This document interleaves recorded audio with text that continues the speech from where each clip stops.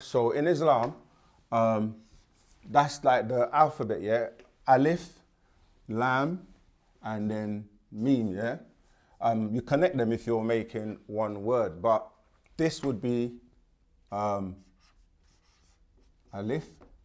Again, with the languages, sometimes words are spelled differently, like I've explained many times in the languages.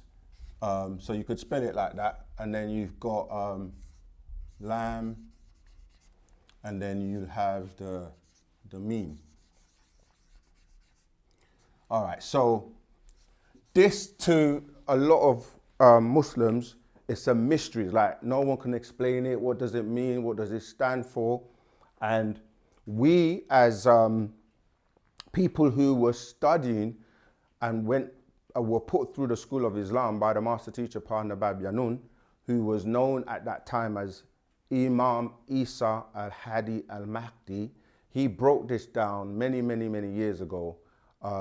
He actually translated the Quran without biasness for the whole world, not favoring any sects of Muslims. It's just translated word for word, giving you the breakdown, and also put out a book called 360 Questions to Ask the Orthodox Sunni Muslims at the time. There are many recordings on YouTube that you can find addressing Dr. York, addressing Orthodox Sunni Muslims and breaking down the Quran and Arabic. He's a linguist that speaks many languages, and of course, Arabic is one of those. So you have to remember that when you're studying, there are different levels. So for us in Wu Sabat, those schools, those monotheistic religions, Islam, Christianity, Judaism, and other schools we went through, even to the Egyptologist, Sumerian schools, those are like nursery information for us, right? And when you're studying as a child, you're given information at a level you can digest. And as you progress and as you graduate, you may go from nursery or kindergarten to going into primary school, then secondary school. Then you might go on to sixth form or to college. What we call college here, Americans, they say university, or we call them universities over here. But after university, you can, go on to do postgraduate. So you could do, you can do a first degree, master's degree. You can then go on to become a professor and so on. But all that information is inside what you're given. But outside of that, you've got to do your own research and learn, right? So let's get back to this Alif. Notice, the Semitic languages, you write from the right to the left and not from the left to the right. Anyway, so people say this is a mystery, but the master teacher, Partner Babyanun, broke this down to us many, many years ago with the A for the Alif, because that represents the Alif. That was representative of the person people refer to as Adam. Yeah, that's what that stands for. And then the Lam is, in fact, let me see if I can, because again, I'm not promoting or paid by any of this, but if you go to Quran.com, it's an app, you can download it on your phone, just like you can do with the Bible, with blueletterbible.org, where you can check everything out for yourself, because you have to study and research. Trying to get my glasses. Right, there we go. So if you type in Quran, Q-U-R, let me write it on the board. Again, I'm not advertising them, nothing to do with me. It's just an app that I use when I study. So if you go to Quran.com, again, the word Quran is spelled in many ways. Some people spell it like with a K. This is why languages is important, because phonetically you can say Quran, but the one I'm talking about is this one, Quran.com. And if you go to Surah Baqarah, which is the second surah, the first one being Al-Fatiha, of course. But if you go to 2 verse 1, in fact, let me see. Right, let's see what it says. Right, there you go. This app is very good because, again, you have different translations, and you also have the transliteration. A transliteration is basically, like if you have like the word Allah, right, which we can come to in a minute, I guess. Like for example, you have Allah. The transliteration they will say is God, yeah? That's somebody translating this into, say, English. However, in the Arabic, this would not be what it is, right? So in the Arabic, that will be like Allah, yeah? So when I say transliteration, meaning that it's translated into English. So if you go to Surah Baqarah, which is 2:1, you see that there. It literally says Alif Laam Meem, and you can see the Arabic as well, like that. So literally, the Meem is that, the Alif, right? So that's, you see it literally there. So you see the Arabic like this, and you're gonna see the transliteration as Alif Lam. See here, they've only spelt it with one A as well, like that. Yeah, because with you see these little signs, they come from a system known as tajweed, yeah, which gives you the vowels and the tamabuta and all that kind of, all the little marks you see on top of the word. All right, so like that will make that, instead of one A, it will kind of stretch it out to lamb. All right.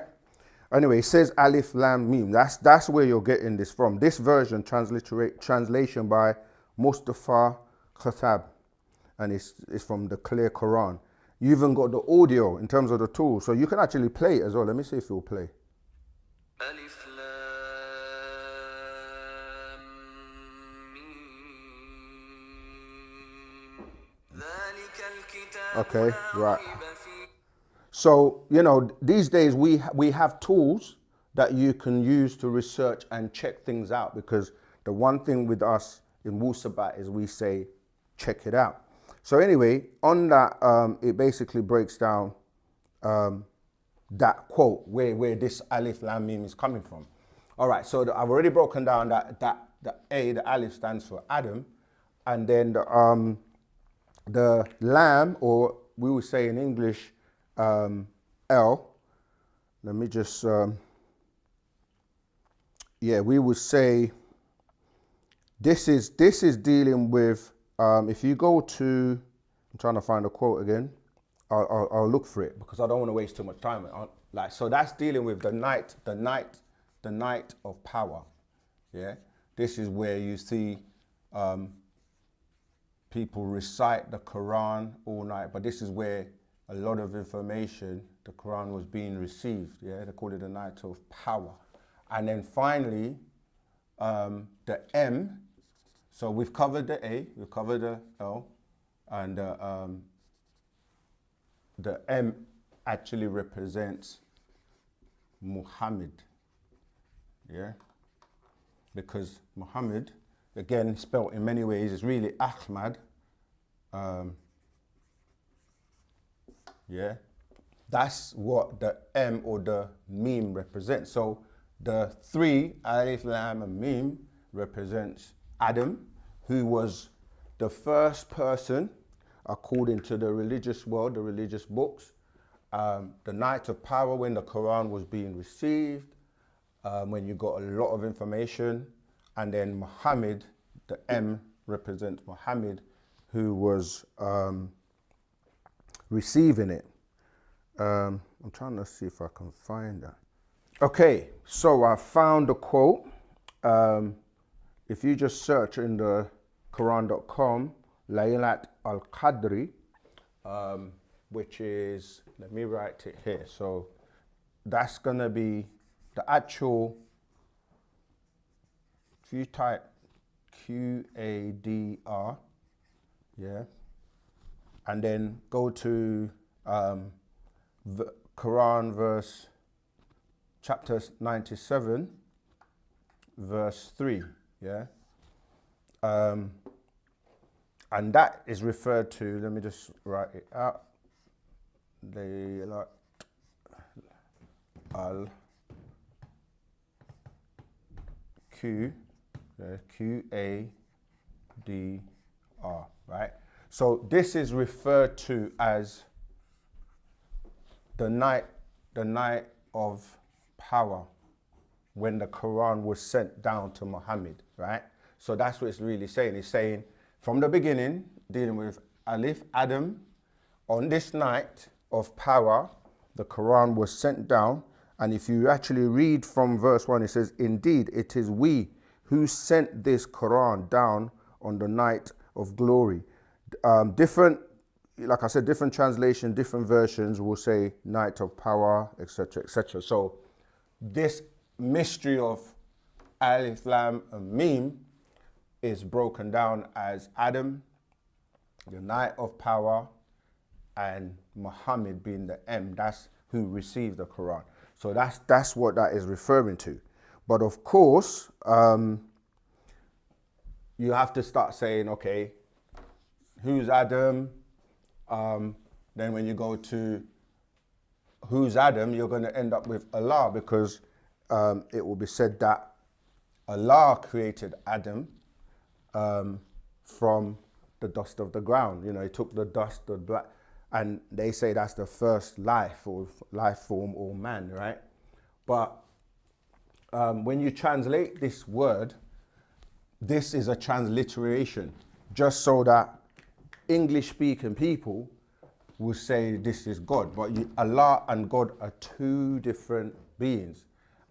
In Arabic, Allah will be the source, because what they say Semitic languages, we say Shemitic, the source. That's the source or the source of life, the source of creation.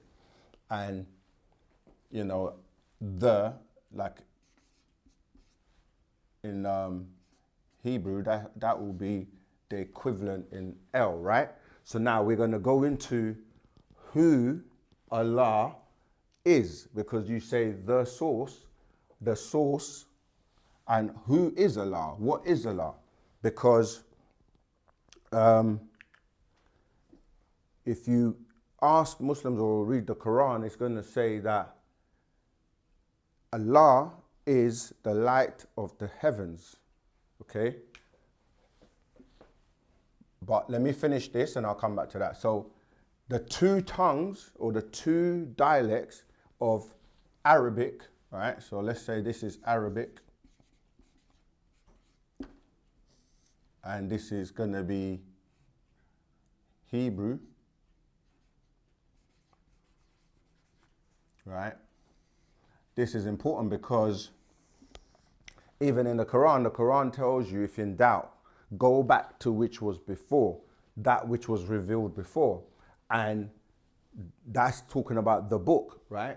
When you say what's the book that was before the Quran, because remember, we've mentioned here that the Quran is, again, can be spelled like this. Quran, right? And you ask people, what does that mean? What does the word Quran mean? Because obviously the way that Muhammad received it, you hear the story that he was told Iqra, right? Which means they say means to read. The two readings. But let's carry on. So the reason I'm saying that is because the Arabic, the Quran is Arabic, yeah? And the Bible or the Old Testament, or they say Torah, yeah? The Torah, which is what they accept, because you find Adam in the Torah, right? And you will find Moses, yeah? Or even before Moses, you find Abraham, as they would say, Abraham. Abraham, Moses are all in the Torah, in the books before. So then, as you can see this building up now, yeah? Again, sometimes they spell Allah with just one L, because really a L can be one, just like here you can have good, which these are the same, so you can cancel it out. It's like in mathematics, you can cancel out the zeros, right? So on this side, Allah, you're going to have Ilo. Okay? This is all important because when we start to look at who this Allah is, you got Al, L. You could even take the two even before that and just have A above this, the A and the E, and you'll have AE. Or we say Ia, right? Again, remember with the languages you can write left to right and right to left in ancient languages.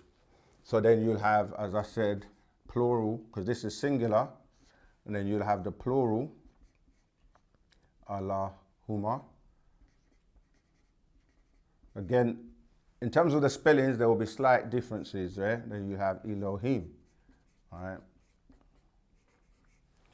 And this is important because these are singular, and this is referring to two people, right? Who are really Enki and Enlil, right? Enki, because we go to the Sumerian doctrine, you have Enki. Again, look, Enki can be spelled like that, or Enki can be spelled like that. Because the key, yeah, because phonetically, the languages had really like pictures first, and then they put words in. So you can say key like that or key like that. So this is why you hear a lot of people spelling, you know, Anunnaki, because Enki, and on the other side, Enlil, Enlil, who is Enki's brother, you can spell him like that, or you can spell like Enlil as well. So the spellings, they're slightly different, but it's the same thing. It's just like here again, you can spell Elohim like Elohim as well, right? You can see, because the vowels are always important, right? The vowels are important because when you're dealing with studying the languages, the vowels can be interchangeable. So Enlil and Enki, they're also known like Nudimud, Nudimud. Yeah, that will be Enki, Nudimud. And on the other side, you'll have Num, Numnir. Again, like I said, with the spelling, there's different ways of spelling these words, these people. Right, so when you're saying Allah, you're really talking about these two beings, Enki and Enlil. And the same in the Torah, when you're saying Moses and Abraham, these are just, again, words, Ab, Ra, and Ham. All right, Abraham, or you know, you can say Moses or Moshe, Moshe in the Hebrew, Moshe, which is also in Arabic will be Musa, yeah, Musa, that's the A, Musa. So when you start to break down these words, you can start to see that the Quran, which is the youngest of them, the Quran being, like I said, 1400 years old, Islam's 1400 years old, and it says if you're in doubt in the Quran, to go back to that which was before, and that which was before would be the Torah, which Islam acknowledges Moses, they acknowledge Abraham, they even acknowledge Jesus, right, who they say is Isa. And so the youngest one can be found in the ones previously. So the youngest one being the Quran, a lot of the stories, a lot of the information can be found in the Torah, pretty much. And everything in the Torah can be found in the Sumerian doctrine, right? So I'm writing some of these things down so that you can check it out. Sumer or Sumerian, also known as Shumer in ancient time, or Sumer, Sumer, yeah, or Shumer. That's where the Bible, the Quran are coming from. These Sumerian books, known as the, Enuma, Elish, the epics of Gilgamesh,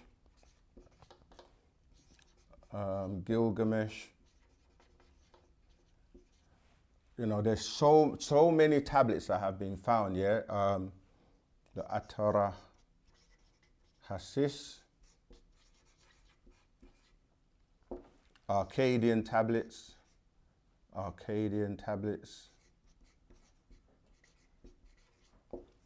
There are many scrolls and tablets and things that have been found, which all goes into, this is why everyone talks about the Anunnaki, yeah?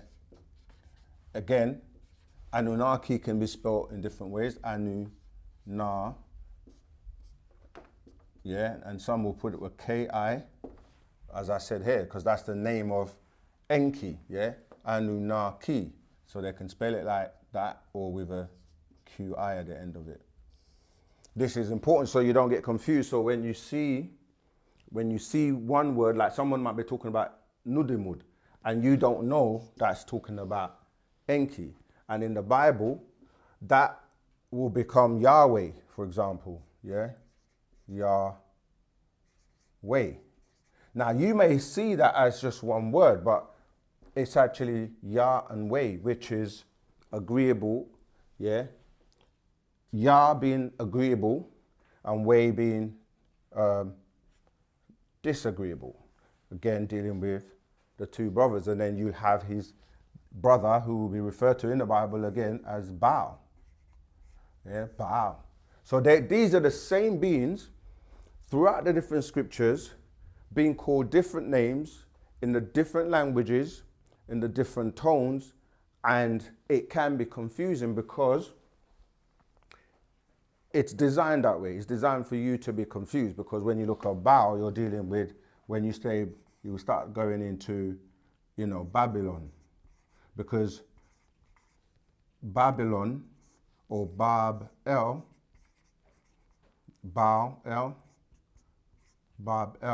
is dealing with that old city called Babylon, because in the scriptures they talk about old Babylon and new Babylon. New Babylon being today, as in, the West. So the word Bible became Bible, yeah?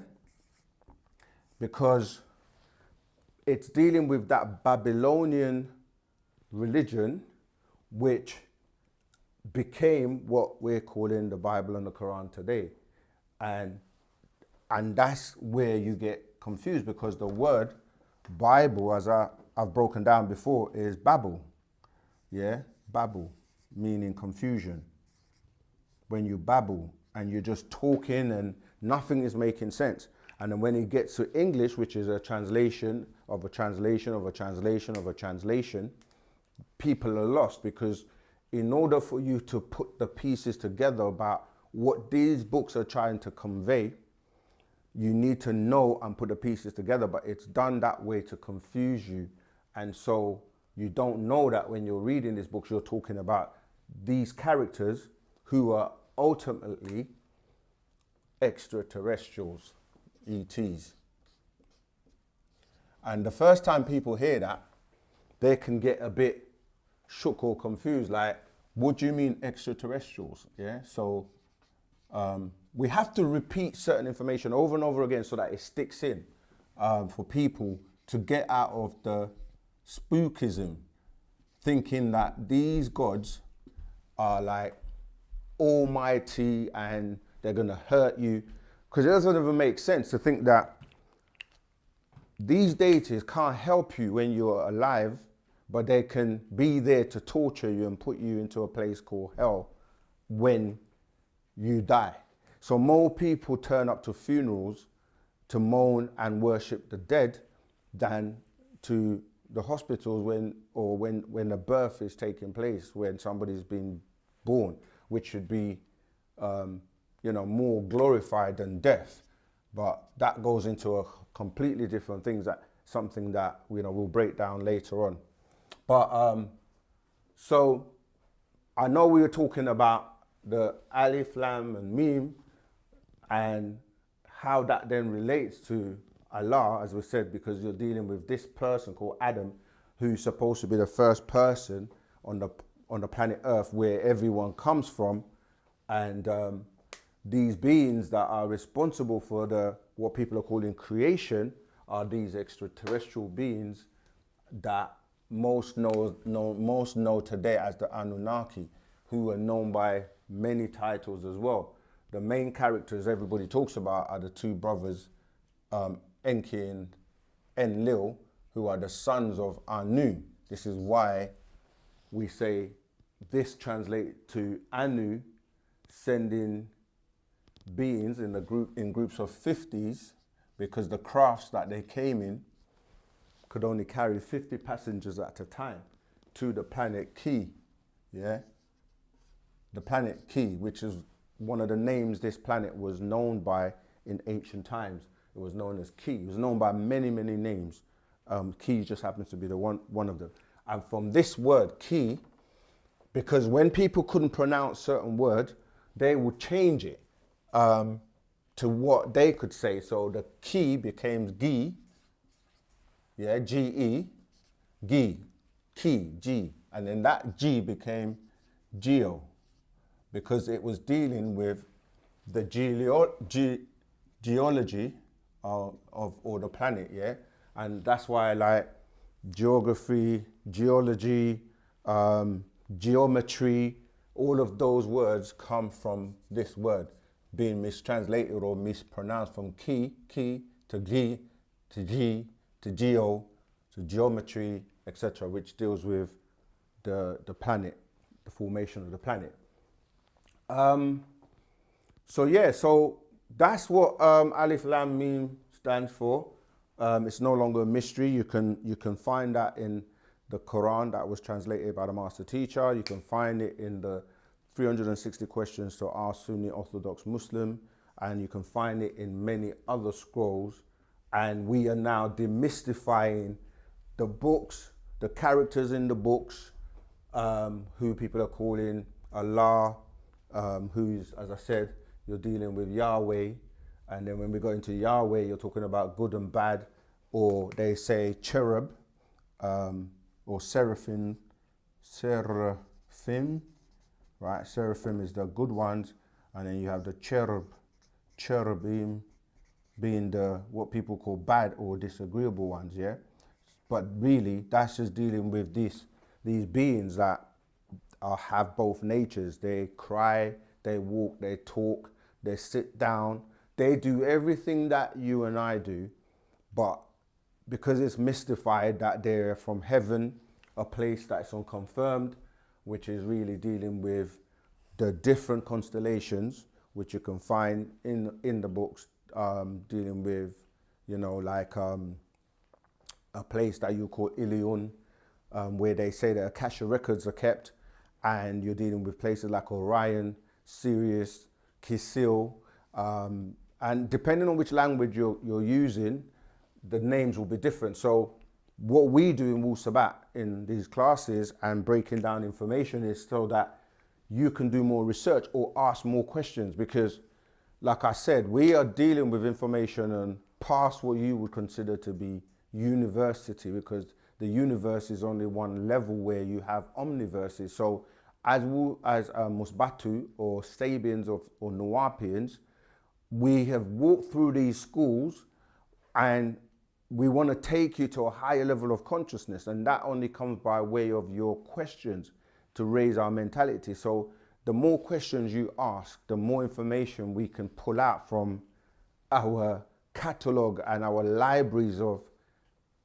out formation into information because, you know, Partner Babyanun, Dr. Malachi Z. York, authoring over 1,000 books. Those books are just to spark you off, to turn you on. So those people that are really serious on the planet, that are raising their vibration, this is for anyone and everyone who would like to learn the truth about these books, about these characters, and then it would take you from information where you're inside and being in line and being in formation to starting to go outside in terms of connecting with higher beings and connecting with your counterpart, your Ethereal beings, your etheric parents.